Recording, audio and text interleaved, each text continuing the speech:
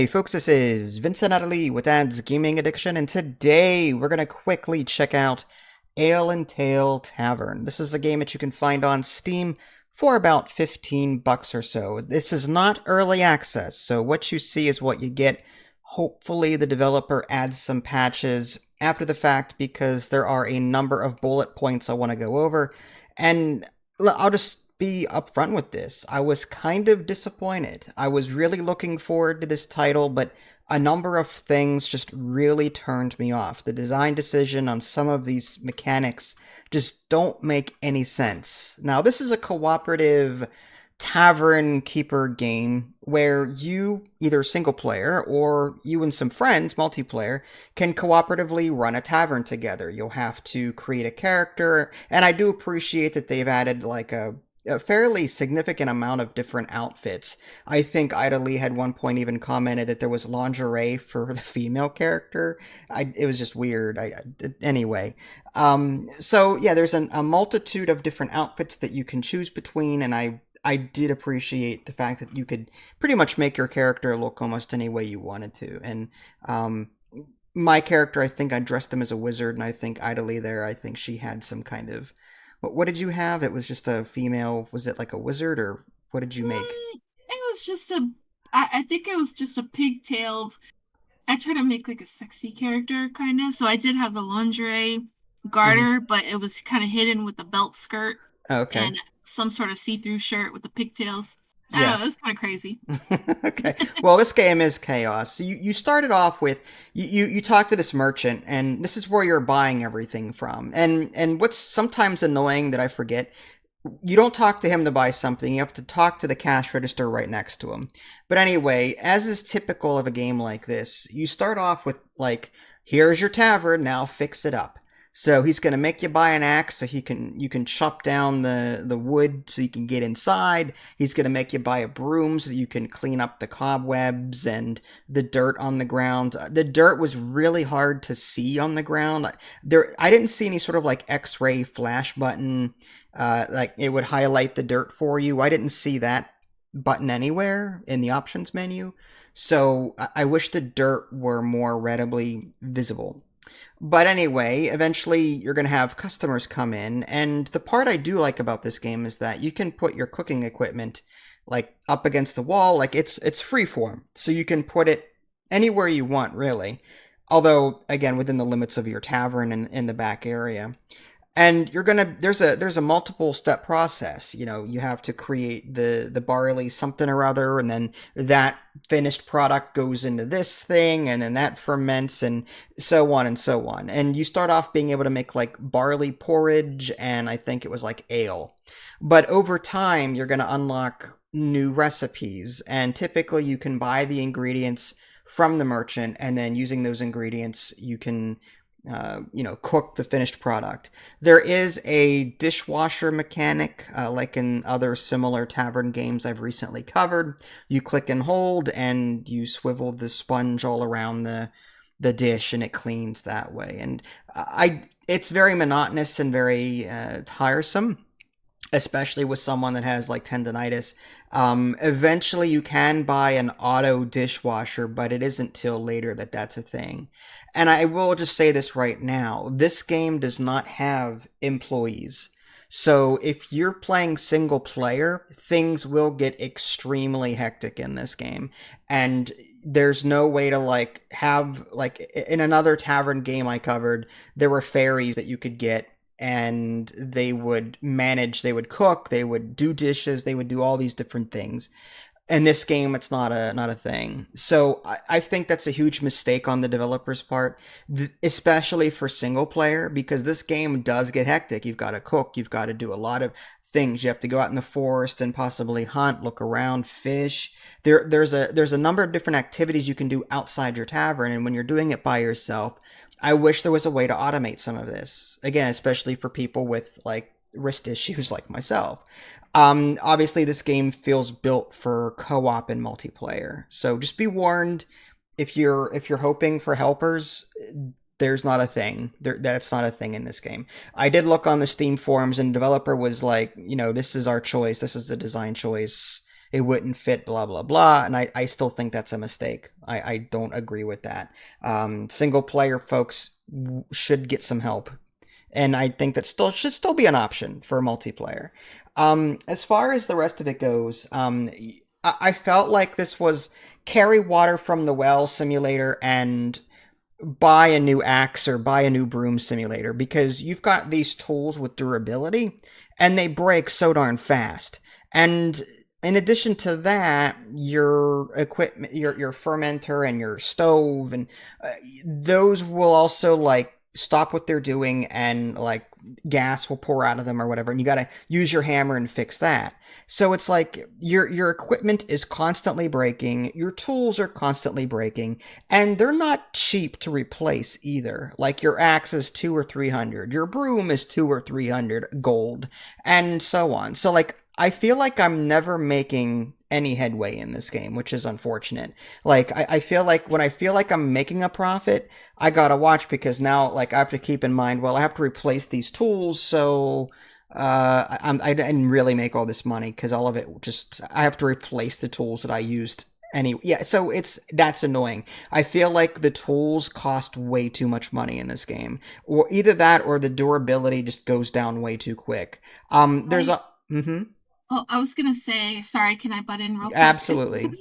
I was gonna say that I do agree with you that the tools are so limited, their durability is so bad. But I think the mistake that we made was um when we piled on a bunch of quests, we really should have just closed the store and done quests instead to save on tool durability and to earn additional money that way. So I think that was kind of our fault on that end. But then the quests themselves, I have things to say about that, so I will let you continue. Okay, well, one of the quests that you're seeing right now, it's actually like an order. It's like, I guess we're like Uber Eats too, in the sense that we're going to get these orders on the front board, and we Yeah. deliver the dish and whatever they order to the people, but you lose the dishes in the process. Unlike the dishes in the tavern where you have to clean them, you lose the dishes that you serve to these deliveries. So you have to rebuy the plates and the cups. So you have to, again, even though it seems like you're making 200 gold on that delivery, you have to factor in the price of replacing the cup and the plate that got consumed in the process, because you don't get them back. So that's an issue. So again, I still feel like despite just no matter what you're doing, you're just not making enough money to keep up with the tools. It's extremely slow, and you're seeing some stuttering here. I don't know what it is, but on occasion I get these really nasty lag spikes. I don't know where they're coming from. I haven't been able to figure out what it is, but it's really unfortunate sometimes. I think it might have something to do with the change of day. There's animals in the environment that you can kill and you can get like meat from, but unfortunately they seem to be few and far between.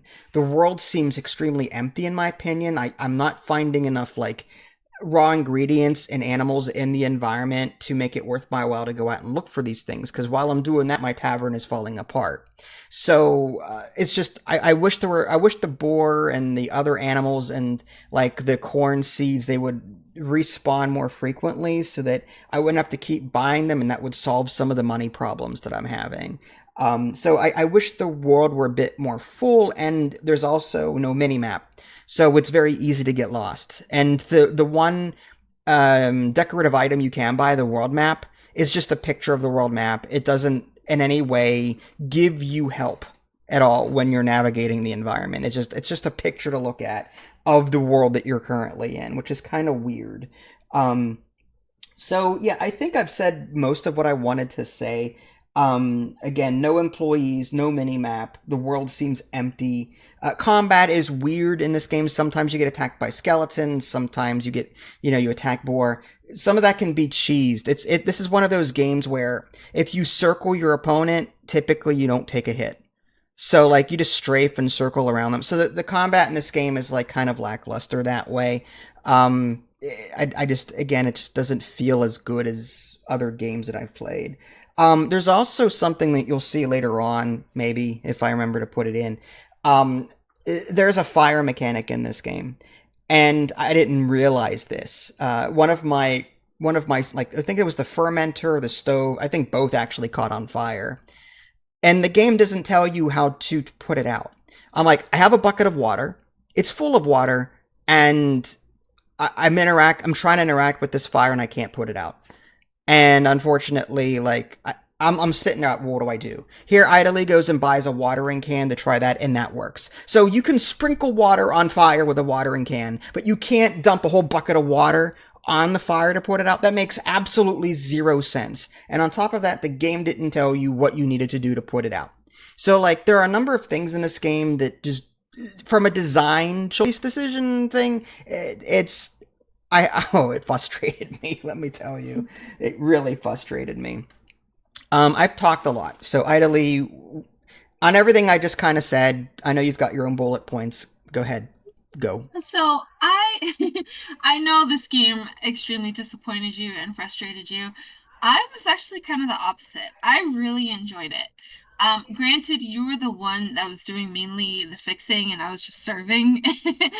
And but I don't know, I guess I kind of understood that the game is not supposed to be like Overcooked or Bronzebeard's Tavern with that sort of chaos because the it seems like the diners are very, very patient. I don't think there's even a penalty if you don't serve them, and if it is, it's probably minute. But you can close the tavern at any time and really like prepare yourself and your dishes and things like that. Mm-hmm. And in that sense, it made it seem as more of an actual of an actual tavern management game, instead of a chaotic first person, crazy game. Mm-hmm. But and I actually really enjoy that. I like the micromanagement aspect of trying to buy like multiple things, trying to manage the dishes and the quests and the ingredients. I like that. However, as for someone who is playing early on, I will say the early on aspect of the game is really brutal because making money is tough. Like it really is. And you're right in the sense that it is way too expensive, just replacing all your stuff, your hammers, and that's why I think like we have to like duplicate everything. And I think you level up way too quickly in this game because you're unlocking all these things, but you just can't actually build them or anything because you don't have the money. Um, the patrons are always asking for the same thing, and you just cannot make any headway in adding different dishes. Yeah. Um, Like you and said, we unlocked all these things, but we just don't have the money to actually put them in. yeah, Mm-hmm. and I love the quests. I think that's like one of my favorite things. The problem is that they're so far away. I was like traveling across the mountains, across water, just trying to give one porridge barley for a measly, what is it, 130 gold coins to go all the way there and then to come back. That's kind of a bit much, especially when you're just trying to uh make a name for your tavern, you Mm-hmm. know? Like just try to like level up a little. And there's no fast travel, there's no vehicle that we have unlocked yet. I hope Mm-hmm. one day to get there. And another problem too is that you can actually serve the food to the wrong person. I found that out. Oh, really? So yeah, so that was really frustrating. I lost a whole bowl and food serving it to a wrong person by accident. Hmm. And they don't tell you when it says give order, there's always like two people, it seems like. And um yeah, so they don't tell you which one it is, they just tell you the area. um so that was really frustrating. I hated that with a passion, so I just stopped doing the quests at that point when we probably should have done it. Mm-hmm. um the dialogue is absolutely horrendous, I will say. It's just so long. They talk so freaking much. Yeah, I mean, it's cheesy. I don't know what the decision was for the cow and the scarecrow, but it hurts my ears. The main character, the merchant, were great, but it's just, I don't know, something about it that really makes my eye twitch. And they take so long when I just want to like serve food and get these customers, like just eat and leave, eat and leave. And you can't really do that when a cat was just talking your ear off. Mm-hmm. Um, yeah, fighting is brutal. If you're not well equipped, um, I think they introduced monsters way too early on. And health doesn't regenerate either. You have to buy No, potions or whatever, or eat food, I think. yeah, it's brutal. It can be brutal if you're not ready for it. Yeah. Uh, like you said, the items breaking, the water mechanic. Oh my gosh, no, the worst thing. Well, make it quick I because we're running out uh, of time. Oh, sorry.